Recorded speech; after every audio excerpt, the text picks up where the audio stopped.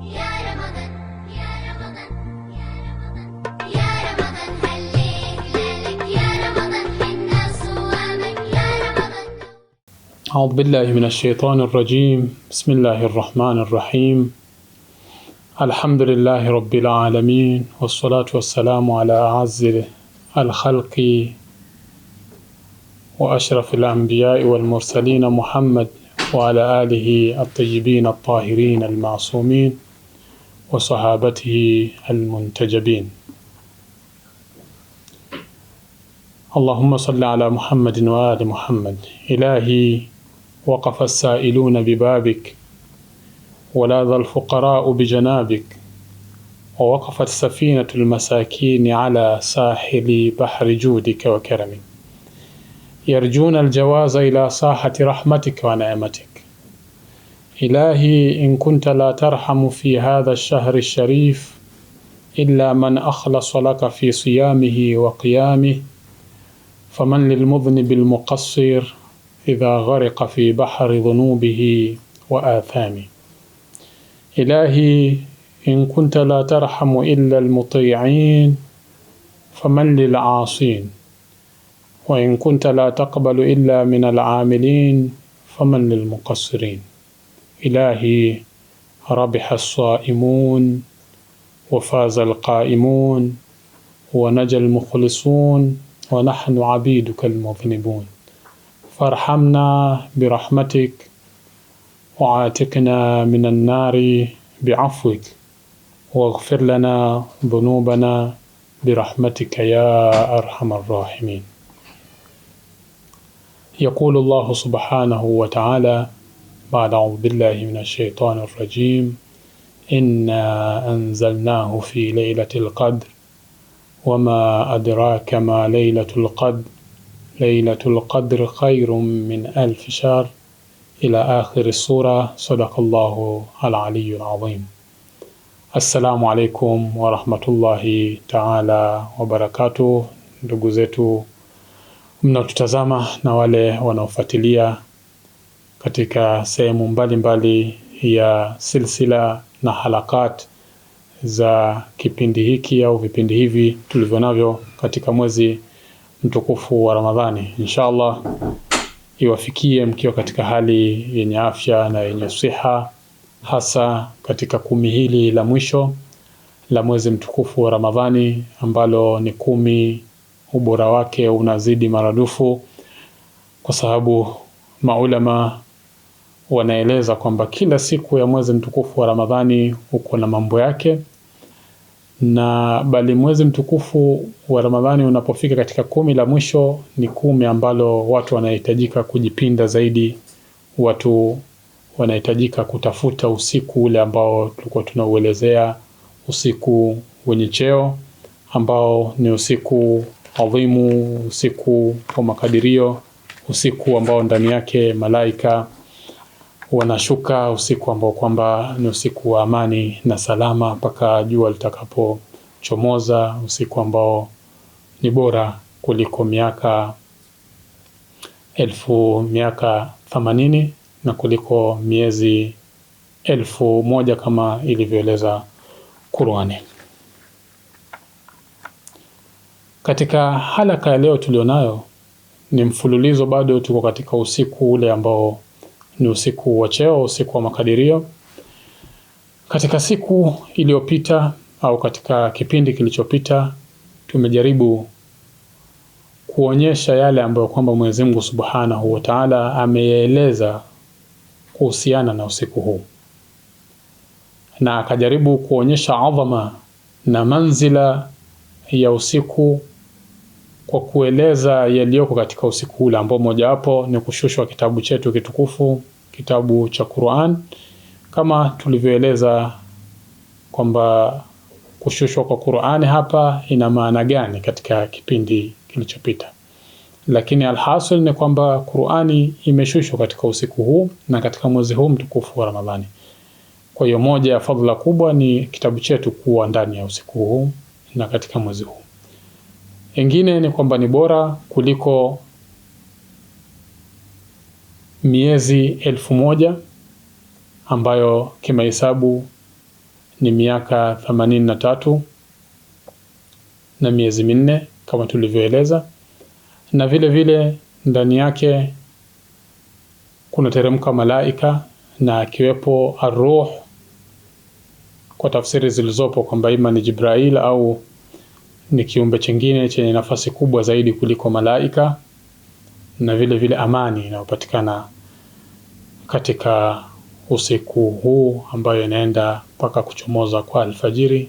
Haya yote yanapatikana katika suratul Qadr, ambao Mwenyezi Mungu Subhanahu wa Ta'ala amejaribu kuonyesha picha na sura na ukubwa wa usiku tunaozungumzia.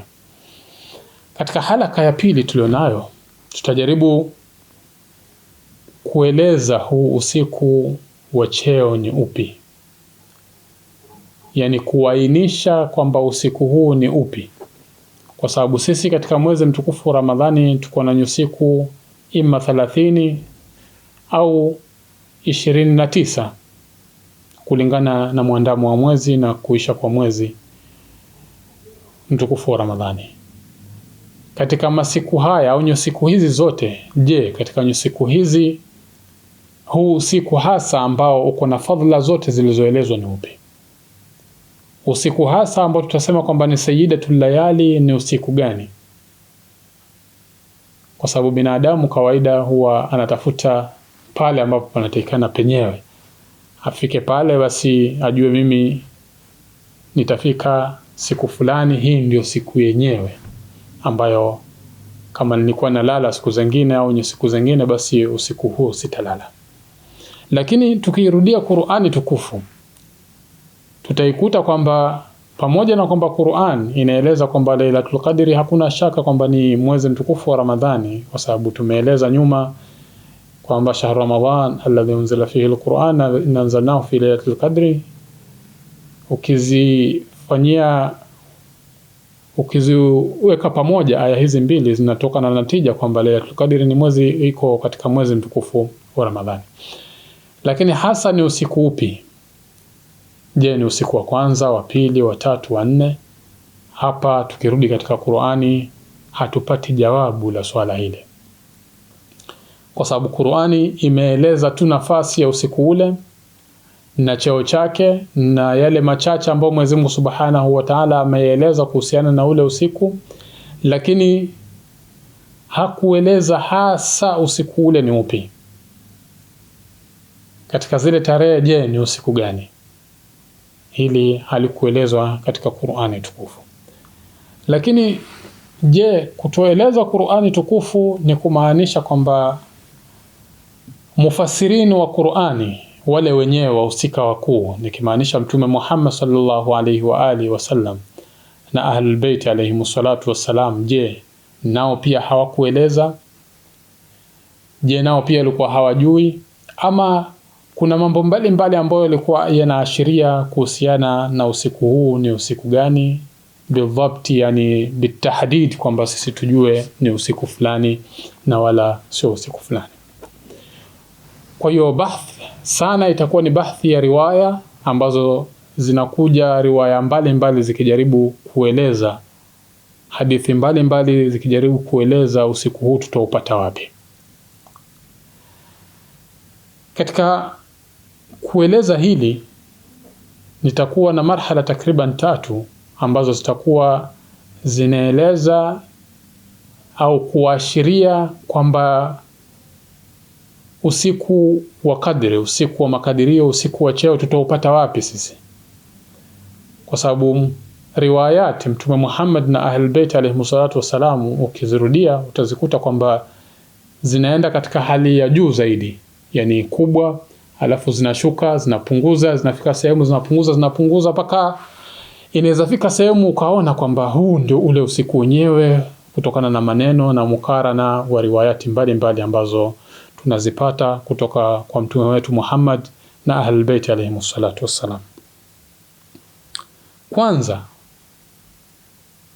kuna riwaya ambazo zipo kutoka pande zote mbili, yani kwa wafuasi wa Ahlul Bait alayhimu salatu wassalam, yani Mashia na upande wa ndugu zetu Masuni, zikieleza kwamba usiku huu utafutwe katika 10 la mwisho la mwezi mtukufu wa Ramadhani. Inaeleza kwamba Mtume alisema kwamba taharru lailatul qadri fil 10 al-awakhir min Ramadhan, kwamba watu wautafute usiku huu katika 10 la mwisho au 10 la mwisho la mwezi mtukufu wa Ramadhani, yani siku 10 za mwisho za mwezi mtukufu wa Ramadhani. Kwa hiyo tukirudia riwaya hii tukaiangalia kwa ndani, inatupa ishara ya kwanza ya kwamba usitafute katika 10 la kwanza wala 10 la pili, iliyobakia ni 11 tu. Kwa hiyo tumepunguziwa kazi, tumeondolewa siku 20, tumebakishiwa siku 10 ambazo tunatakana katika siku 10 hizi watu wajiandae na wahakikishe kwamba hakuna usiku unaponyoka, ili kuhakikisha kwamba tunaipata au tunaupata usiku wa cheo, usiku wa makadirio. Hii imepokewa kutoka kwa Mtume Muhammad sallallahu alaihi wa alihi wasallam katika Sahih Bukhari. Kutoka kwa Al-Imamu Ali alayhi salam pia anasema kwamba Mtume aliulizwa ama alimuuliza Mtume kuhusiana na usiku huu wa cheo. Mtume akaeleza kwamba iltamisuha fil 10 al-awakhir min shahr Ramadan, kwamba watu wautafute usiku huu katika 10 la mwisho la mwezi mtukufu wa Ramadhani. Kwa hiyo hii ni ishara ya kwanza ya kwamba sisi tufanye tutakalofanya na tujipinde tutakavyojipinda, lakini tukiwa katika masiku ya mwisho, tukimaanisha kwamba 10 la mwisho la mwezi mtukufu wa Ramadhani, tunatakana juhudi zetu ziwe ni zaidi ya vile kawaida, kwa sababu katika masiku haya ndio tutapata usiku ambao kwamba Mwenyezi Mungu Subhanahu wa Ta'ala ameusifu kwa sifa mbalimbali kama ilivyo katika suratul Qadr. Kwa hiyo hii ni ishara ya kwanza, riwayat zikijaribu kutuonyesha sisi ni wapi tuutafute usiku huu. Pili, je, ni siku zote 10 za mwezi mtukufu wa Ramadhani au pia kuna mapunguzo ambayo yani 10 la mwisho la mwezi mtukufu wa Ramadhani, au kuna mapunguzo pia ya angalau siku hizi 10 pia zipunguzwe, zibakishwe baadhi, angalau watu wajue katika siku 10 hizi angalau hii na hii tunaweza kuwa ndani yake kuna ihtimali kubwa ya kwamba ndani yake ni mwezi mtukufu, ni usiku mtukufu, ni usiku wa makadirio. Hapa tunakuta kwamba kuna riwaya imepokewa pia kutoka kwa Mtume Muhammad sallallahu alaihi wa alihi wasallam akijaribu kupunguza ili 10 la mwisho na kutubakishia siku chache zaidi, kwa sababu mwanzo ni siku 10, lakini sasa tutakuta kwamba zile 10 pia zinapungua. Anaeleza kwamba taharru lailatul qadri fil watri min al-10 al-awakhir min Ramadan, kwamba sisi tunachotakana ni kuhakikisha kwamba tuna utafuta usiku huu katika watr ya siku 10 au 10 la mwisho la Ramadhani. Hapa katika hisabu nadhani inaeleweka, kuna hisabu ambazo zinaitwa ni fardi na zingine zinaitwa ni zauji. Hisabu hizi katika 10 la mwisho tuko na 21, tuko na 22. Kwa hiyo 21 itakuwa ni fardi, 22 itakuwa ni zauji. Tuko na 23, tuko na 24. 23 itakuwa ni fardi, 24 itakuwa ni zauji. Tuko na 25, tuko na 26. 26 itakuwa ni fardi, 25 itakuwa ni fardi, 26 itakuwa ni zauji. Na tuko na 27 na 28. 27 itakuwa ni fardi, 28 itakuwa ni zauji, na hivyo hivyo. Ile ambayo inagawanyika na nyingine ambayo haigawanyiki. Kwa hiyo kama inavyoeleweka kwamba watr tukiwa ni moja, hiyo ni watr. Tukienda tena tutafika katika 3, hiyo itakuwa ni watr. Yani hesabu ya fard ambayo haifanyi nini, haigawanyiki. Kwa hiyo riwaya hii Mtume wetu Muhammad sallallahu alaihi wa alihi wasallam katika zile siku 10 anasema kwamba tutafute usiku wa makadirio katika siku ambazo kwamba ni fardi au nyusiku ambazo kwamba ni fardi. Nyusiku fardi katika 10 la mwisho inaanza na 21, 23, 25, 27 mpaka kufikia mwisho, zile nyusiku ambazo kwamba haziwezi kugawanyika mara mbili. Kwa hiyo katika riwaya hii tunaona kwamba Mtume wa Mwenyezi Mungu Subhanahu wa Ta'ala anatupa tena ishara nyingine ya kuupata usiku huu wa makadirio, usiku mkubwa wa kushuka Qur'an, usiku wenye cheo, kwamba katika siku 10 basi tutafute katika siku au nyusiku ambazo kwamba hazigawanyiki mara mbili, na kama nilivyoeleza tunazipata katika 21, 23 na kuendelea.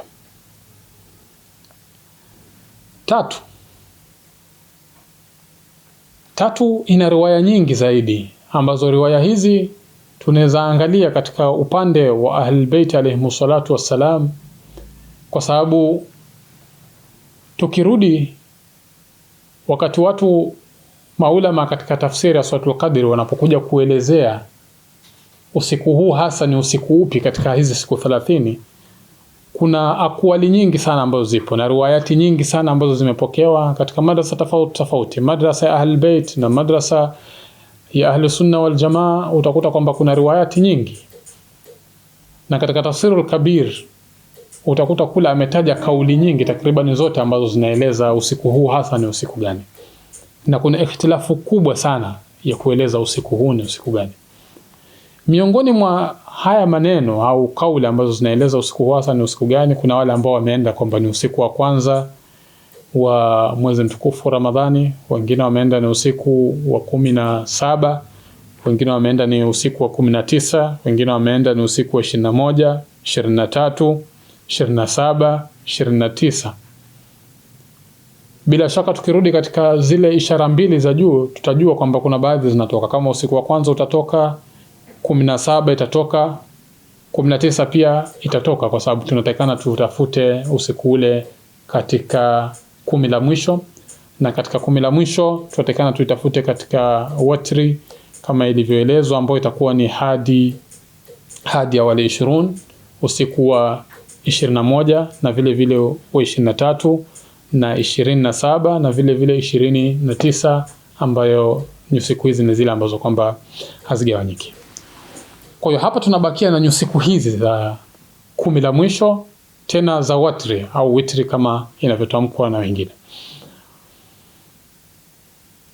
Katika nyusiku hizi tunataka tuangalie, je, katika hizi pia kuna zile ambazo zimepewa kipaumbele na kuashiriwa zaidi kuliko nyingine? Hapa pia tunarudi katika riwayat, na hapa nitategemea sana riwaya zilizopokewa katika madrasa ya Ahlul Bait alayhimus salatu wassalam, yani kutoka kwa maimamu wetu ambao wamekuja kueleza kwamba usiku huu basi utafutwe katika nyusiku gani. Kwanza tuna riwaya ambayo inaeleza nyusiku 3 tofauti, ambayo nyusiku moja inapatikana katika 10 la pili na nyusiku 2 zinabakia katika 10 la tatu, yani 10 la mwisho. Hadithi hii imepokelewa na kutoka kwa Aba Abdullah, ambaye yeye aliulizwa an Lailatul Qadri. Kuna bwana mmoja alimuuliza kuhusiana na usiku huu wa cheo, usiku wa makadirio, kwamba ni usiku gani.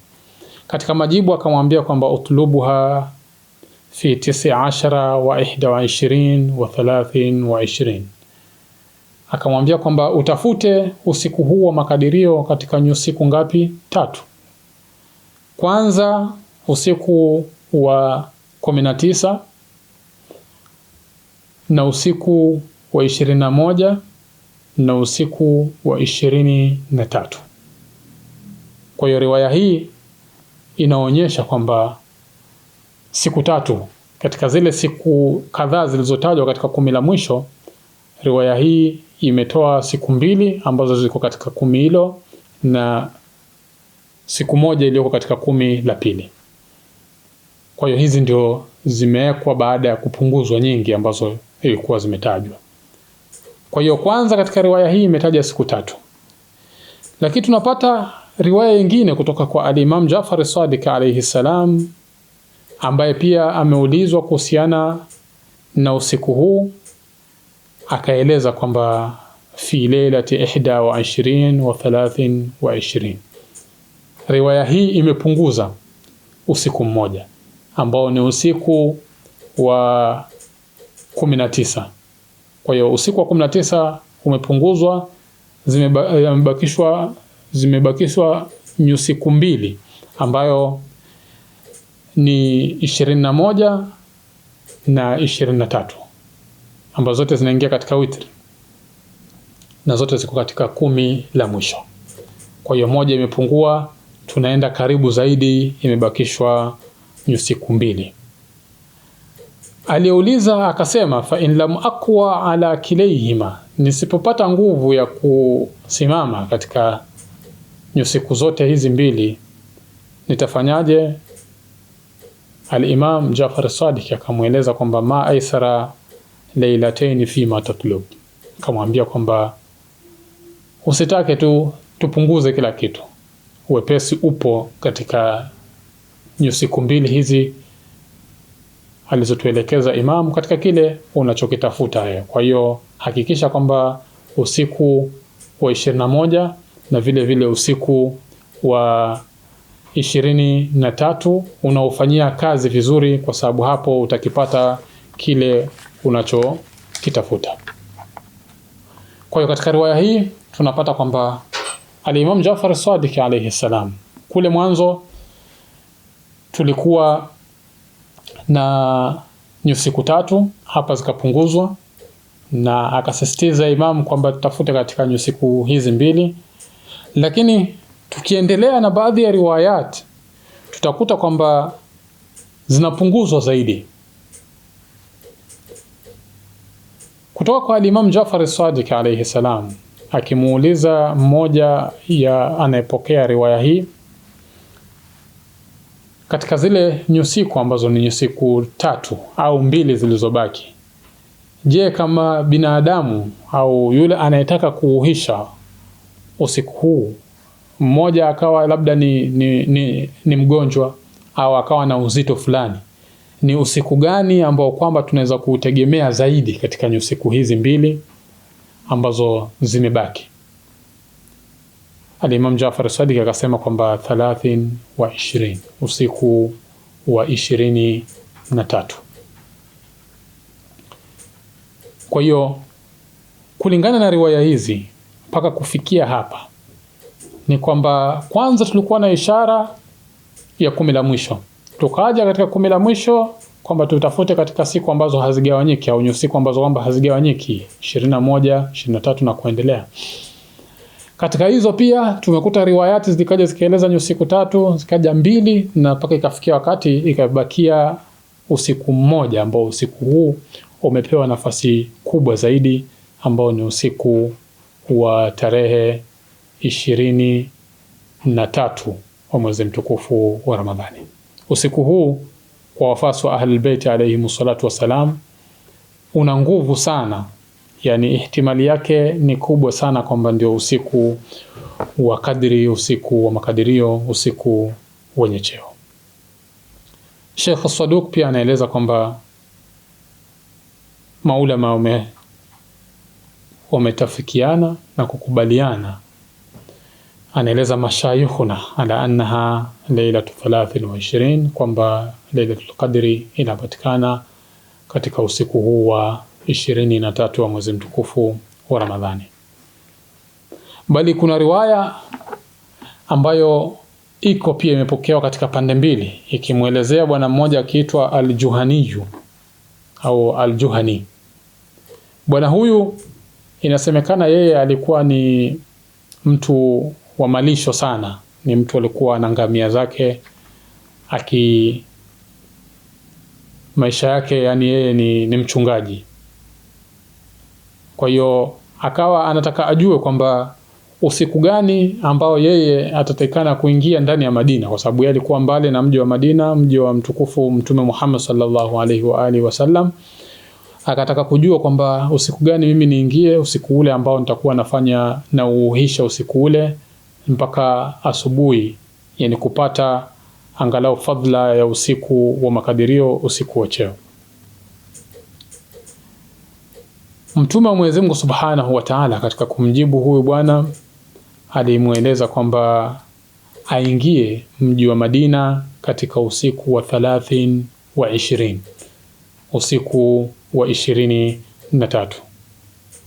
Inaelezwa kwamba hapa qala li rasuli llahi sallallahu alayhi wa alihi wasallam, inna manzili na'in anil madina famurni bilaylatin adkhulu fiha, kwamba mimi nyumba yangu au mji wangu uko mbali na mji wa Madina, basi niamrishe, nipe amri mimi usiku gani niingie katika mji wa Madina.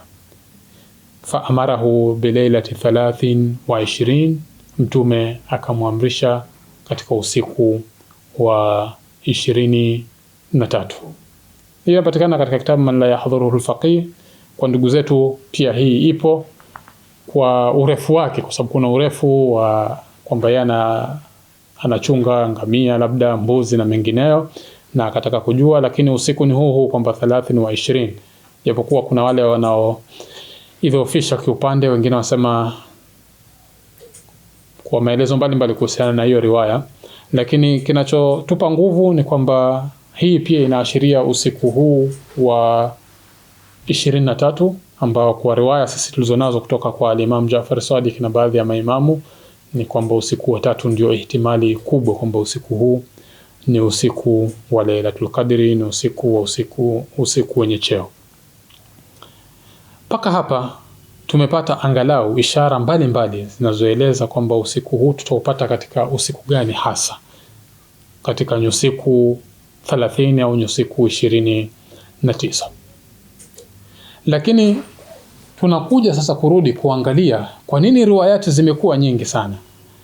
Je, hakuna yule ambaye kwamba alikuwa anajua? Je, mtume wetu Muhammad sallallahu alaihi wa alihi wasallam alikuwa hajui kwamba usiku huu ni usiku gani hasa, akaweza kuwaambia umma kwamba jamani, usiku huu ndio nyinyi fanyeni ihya, kwa sababu ndio usiku wenye cheo, ndio usiku wa makadirio? Au maimamu katika Tafsirul Maraghi, katika tafsiri hii alipokuwa katika sharhi ya mufradat zilizokuja katika suratul Qadri, anaeleza kwamba moja ya tanazzalul malaika ni kwamba malaika wanapokuja tatajalla, hawa wanadhihiri kwa nani? Kwa mtume, au katika moyo wa mtume Muhammad sallallahu alaihi wa alihi wasallam, ambaye yeye ana maandalizi ya kuwaona hawa au hawa kuweza kuwapokea yeye.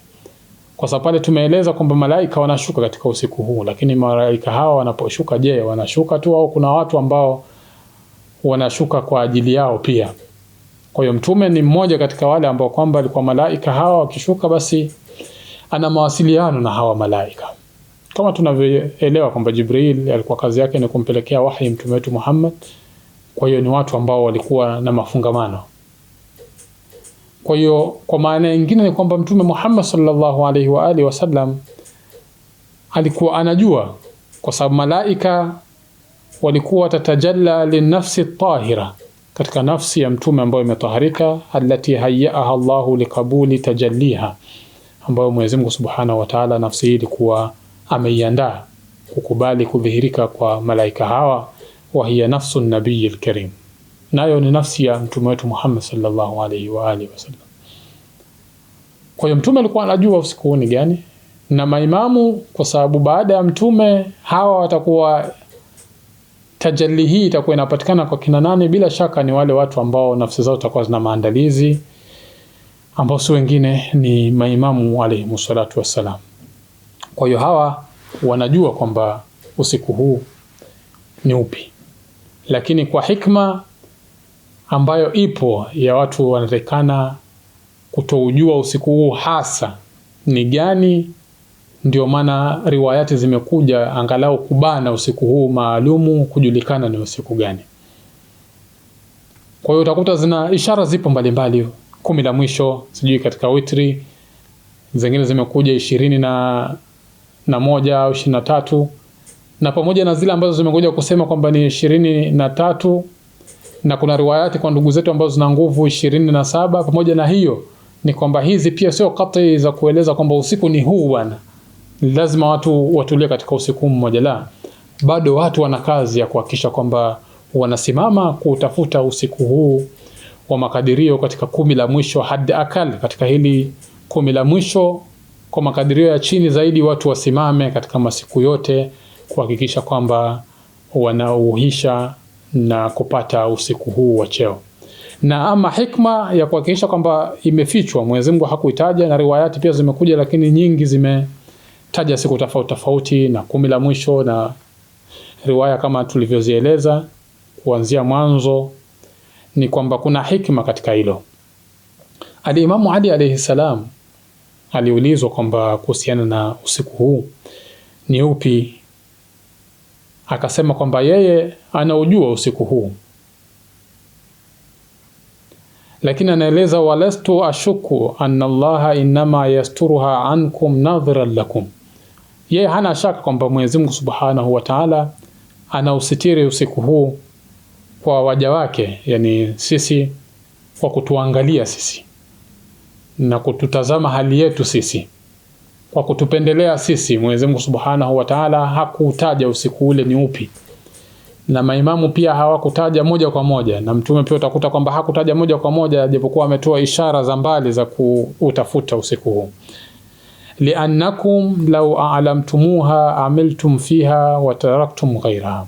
Anaeleza kwa sababu moja ambao ni muhimu, lau tutaujua na tukaelezwa kwamba usiku huu ni fulani, basi amiltum fiha wa taraktum ghayraha, kwamba sisi basi tutakachokifanya tutahakikisha kwamba katika usiku ule ndio tunachangamka, tunafanya ibada, na siku zingine tukaachana nazo, kwa sababu tukiwa na hakika kwamba tumeupata usiku ambao kwamba ni khair min 1000 shahr, ni mbora kuliko miezi 1000.